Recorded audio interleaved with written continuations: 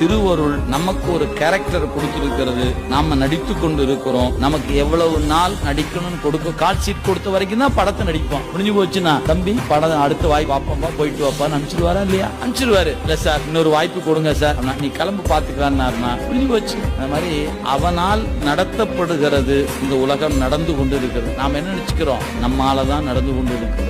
நாம் திட்டமிடுவது மட்டுமே நடக்கிறதா இருந்ததுன்னா என்ன ஆகும் நினைக்கிறேன்? உலகத்துல ஒண்ணுமே நடக்காது. ஏன் எல்லாருக்குமே அவங்கவுங்க நினைச்சுதான் சுப்பீரியரா நினைப்போம். எல்லாம் முட்டி மோதி நின்னுக்கும். அவன் கணக்குல நடக்கிறங்காட்டி தான் அது நடந்து கொண்டு இருக்கிறது. நீ வரவு செலவு போக்கு வரவு எல்லாம் நம்ம கையில ஒண்ணுமே இல்லை. அது உணர்வது கடினம்.